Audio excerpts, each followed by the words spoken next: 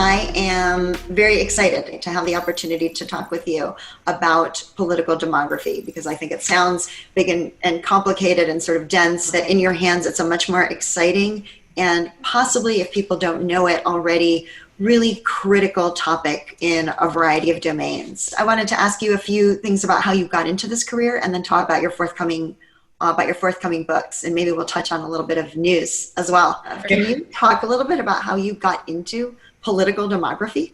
Sure. When I moved into undergrad, I had a professor and mentor who studied migration politics. I remember very clearly having a point towards the end of undergrad where I asked her, do people in the national security community ever look at issues like migration and how those affect national security? Because I really feel like I want to be a college professor, and I think that's the key to national security, but I don't even know if that's something people do. And she said, yeah, there is. There's this like critical security studies. I went to the University of Maryland, College Park, for my PhD. Political demography we didn't even use those phrases. We rarely use those phrases. And so they didn't know where to put me exactly. I ended up in a political science PhD, but then there's work being done in sociology, of course. So I took a couple courses outside my department. But the more I studied this field, I got introduced to then population aging. And population aging just really clicked with me. So I had that migration piece, and I had the environmental piece, and then the population aging as this new trend that was really revolutionary for all of humanity. And I learned as time goes on that these all come together in a subfield that we call political demography. Is it the premise of much of what you do that political systems shape? Oh yeah, shape the balance, shape the balance of population. What I don't want to do in any of my work is say, let me get this crystal ball out for you and tell you the exact population numbers that are going to be going on in 2 decades from now.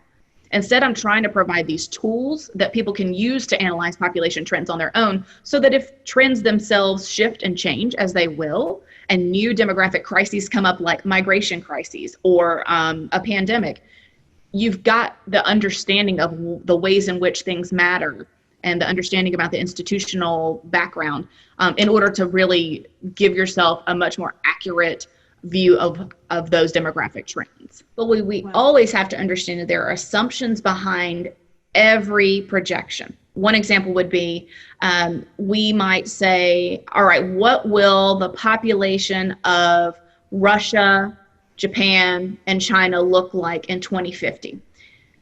If you just pull up the interactive data from the UN, it's going to give you one variant. It's going to give you the medium variant. And medium does not necessarily mean, okay, it's the most likely.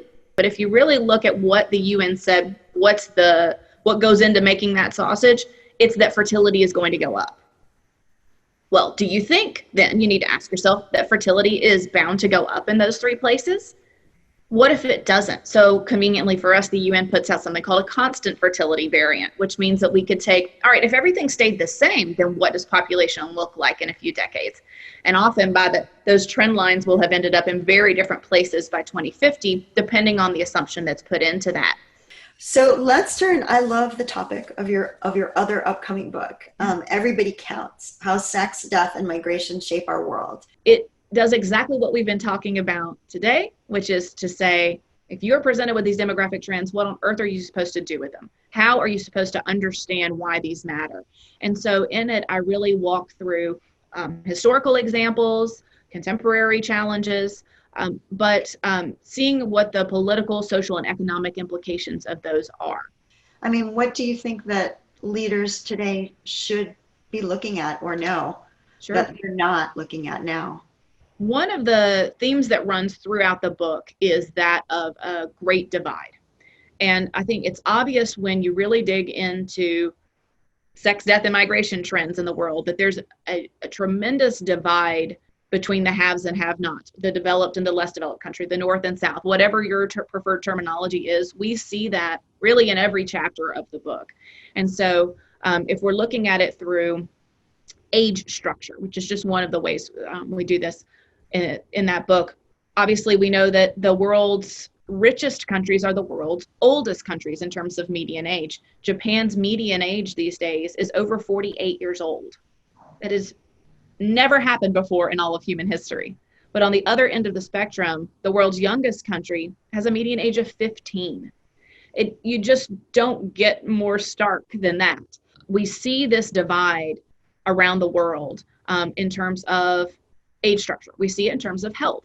And so since health is something that's on our minds a lot these days with the pandemic, we see that the world's richest countries, the types of things that kill us are, of course, non-communicable diseases. If you have, cancer in a poor country and cancer in a rich country, your standard of care and the availability of care is radically different. I tell a story in the book of how I was getting ready to go to Rwanda for the first time, and I needed to get my vaccines. So I live in Memphis, and I live specifically in Germantown, a suburb of Memphis. I drove less than 10 minutes from my house. I parked at a strip mall. I walked into the Memphis Pizza Company. I ordered dinner for us. I walked next door to the shot nurse. I got yellow fever. I got a bunch of other things, prescription for malaria pills. I walked back to the Memphis Pizza Company, picked up our dinner, and I went home. And then in Yemen, vaccines for cholera sat on a plane for over a year because the fighting was so intense that they couldn't distribute those.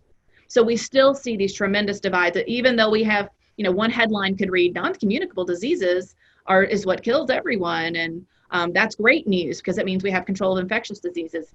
Peel back another layer and really look at how these experiences are on the ground. I know that I have to let you go, although I am sorry about that. Can I ask you this one? As I said, I guess we both woke up to an article in the New York Times this morning that, well, for me it was from the Times, but from a study in the Lancet. The Times says that, quote, the study asserts that the global population could peak at 9.7 billion by 2064, nearly 4 decades earlier, and decline to 8.8 billion by 2100. When you read something like that, what do you think? I know that the article exists, but I haven't read it. But one of the things I want to do the most in my career is give people the tools to analyze that. This is how I would do it. So if I get this information, I would immediately say, why do they think that? What assumptions are they putting into their model to give you that number at the end? And so I'm immediately suspicious when I see those numbers because I think, what's making somebody think that fertility will start to fall in these places all of a sudden? And you need to look and say, well, do we have evidence of that? We don't right now. And I did just from a glance on Twitter see that it seems that the demographers themselves are up in arms about this Lancet article and really critical of the Lancet for publishing this article. And so I'm very curious to learn more about that and see if that's exactly what they had done in their projections. But if you look at the kinds of research and message I try to provide to people, you just want to always peel back a layer whenever you read an article like that and say, why do they think this? And do I agree with that fundamental assumption? Is there evidence for this fundamental assumption? I want to thank you very much. We are really looking forward to having you at the Foresight Sandbox in a couple of weeks now. I want to just thank you very much for being here. This was a fascinating discussion. Thank you so much. I'm really looking forward to talking more with your community, and people can find me on Twitter and website, and I would love to talk more with folks interested in these issues.